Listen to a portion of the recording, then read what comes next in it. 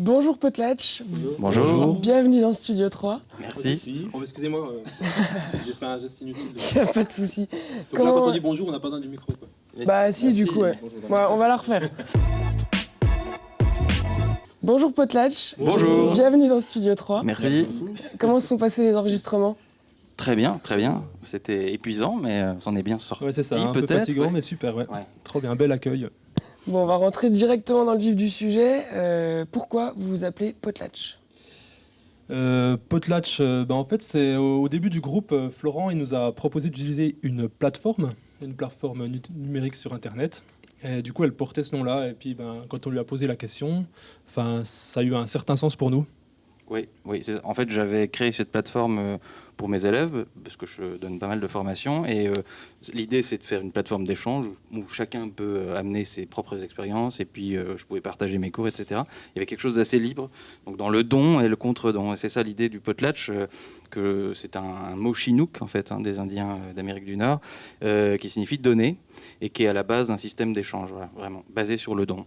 Et du coup, le contre-don. Et c'est assez complexe. C'est pas forcément que quelque chose d'assez beau moralement. Il peut y avoir des dérives à ce niveau-là, et je trouve c'est assez intéressant la réflexion que ça peut conduire, à laquelle ça peut conduire. Voilà. Donc c'est la mise en commun de vos savoir-faire. Ouais. En fait, c'est tombé sous le sens. On n'avait pas ce nom-là au départ, mais quand on s'est mis à jouer ensemble, on s'est assez vite rendu compte qu'on était très différents. On avait vraiment des univers presque opposés. Et on a laissé la place à ça. En fait, on s'est dit, on est libre, on s'exprime totalement, pleinement, sans jamais donner une direction particulière, et en acceptant l'autre tel qu'il est. Et ça, en fait, à cause de ça, grâce à ça, chacun donne le maximum, et chacun en donne en retour, et ça crée quelque chose, quoi. Voilà. On a fait le lien aussi avec la musique, du coup, parce qu'on a pas mal de passages improvisés en fait dans les morceaux. Et du coup, c'est un peu sur ce système-là, justement, de un peu don contre don. Il y en a qui va donner un peu quelque chose, après les autres répondent, tout ça, et ça fait une sorte d'émulsion. Et c'est aussi un peu le rapport qu'on trouve avec le public, en fait, quand on fait des concerts, quoi. C'est vrai que quand il y a une émulsion de la part du public, nous, ça nous porte aussi, et inversement, du coup, nous, on se doit aussi de donner pour que, voilà, que ça décolle, quoi.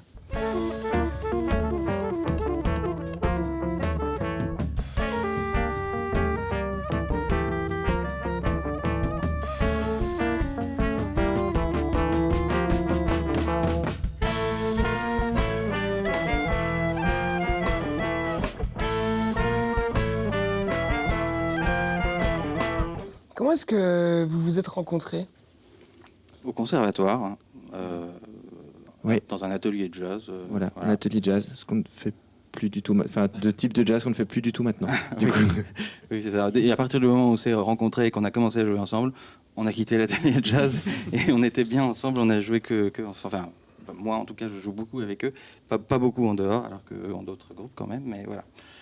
Explique-moi du coup, Jordan, pourquoi tu dis que c'est plus le jazz que vous faisiez, donc c'est quoi le jazz que vous faites, que vous proposez justement? Alors, l'atelier c'était plus porté sur des standards en fait de jazz, qu'on a un peu, pas mal l'habitude d'entendre. Et au sein du groupe, c'est pas vraiment le style qu'on voulait, dans le sens, on voulait pas forcément d'une musique trop intellectuelle, mais plutôt sensible. Et de mélanger vraiment, comme disait Florent tout à l'heure, les influences de tout le monde, parce qu'en fait, on s'est trouvé que quand on joue ensemble, on prend plaisir à jouer ensemble, et on trouve en tout cas qu'il se passe quelque chose, nous. Et on se sert en fait des influences de chacun, qui viennent vraiment du jazz, d'autres plutôt de la musique classique, d'autres plutôt afro, d'autres plutôt rock. Donc on essaie de mélanger un peu tout ça en fait, et puis c'est comme ça qu'on a trouvé un peu notre compte. Et du coup, ça donne plutôt ce qu'est là, et pas des standards. Et avec des. On voulait pas vraiment coller à un style, quoi. Voilà. Oui, donc on retrouve des sonorités des Balkans, d'Afrique, d'Europe, d'Amérique, du Moyen-Orient beaucoup aussi. Ouais.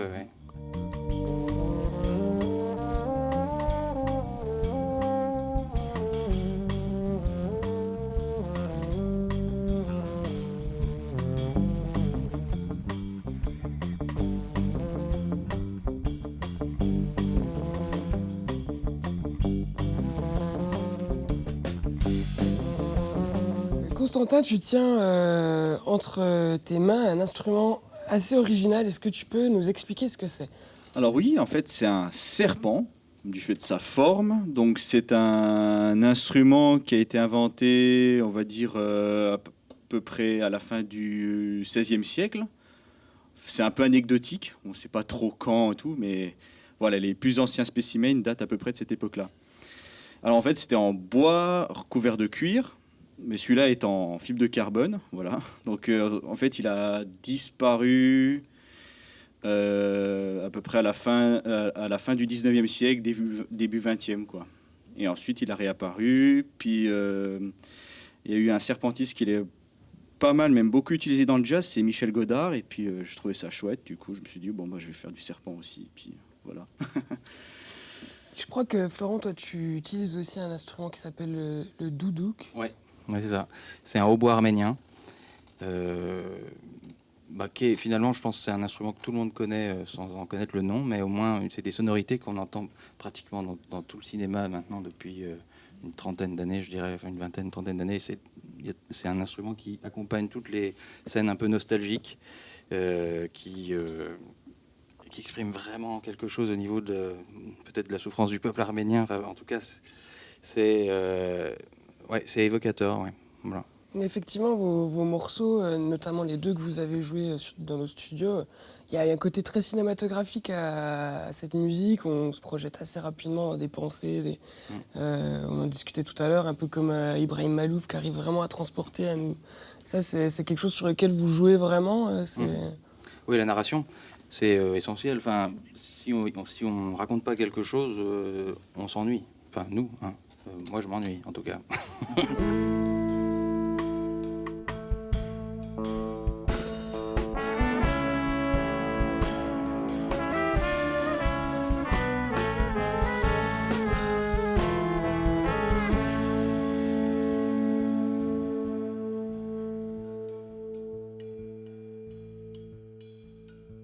Et comment vous faites justement pour raconter ces choses-là de manière... alors c'est une question un petit peu bête pour les gens qui s'y connaissent pas forcément en musique, mais comment est-ce que vous improvisez les uns à côté des autres? Comment ça se passe un petit peu, l'harmonie entre vous? Vous avez un thème, enfin voilà, expliquez-moi un petit peu comment ça se passe. Oui, c'est sûr, on a des thèmes, on a donc des thèmes qui sont composés par les uns ou les autres. Derrière, on va composer des accompagnements. On va les proposer les uns aux autres, et puis on va prendre de l'un pour construire la partie de l'autre. Et après, dans le jeu en direct, c'est vraiment beaucoup d'écoute. C'est une des choses difficiles, c'est d'être très présent en fait, pour pouvoir réagir en fait aux actions et aux surprises des uns et des autres. Et on se donne donc des points de rendez-vous. Il y a des appels. Par exemple, Hugo, il peut envoyer. On sent qu'il appelle à changer, à passer à la phase d'après. Et là, on réagit un peu les uns aux autres. On utilise des motifs. Ça vient souvent du batteur, les appels, du coup Souvent, mais pas forcément. Non. Ouais. C'est des motifs qui sont fixés. On se dit ça, voilà, ce motif-là, quand on va l'entendre, il va amener la suite, quoi. Et souvent, on a pas mal de points de rendez-vous qui sont pas fixés au préalable, mais c'est plutôt quelqu'un amène en répétition une idée de thème ou d'accompagnement, tout ça. Et en fait, on le fait tourner, on joue, on le triture un peu dans tous les sens. Et puis naturellement, à force de le refaire, il y a certaines choses qui restent où là, on sent qu'il y a une espèce d'émulsion qui se passe à ce moment-là. Et c'est souvent ça qu'on garde en fait comme essence. Et des fois, c'est arrivé pour certains morceaux, par exemple, que Florent avait l'habitude de faire toujours le même petit motif au saxophone. Et du coup, on s'est dit que ça allait être ça qu'allait devenir l'appel, parce que naturellement, il venait souvent à ce petit bout de phrase-là. Donc on s'est dit que ça devait être un élément important. En général, on fait ça, on fait beaucoup de choses, puis après on enlève jusqu'à garder ce qu'il y a, quoi. Alors votre premier album, c'est Agora.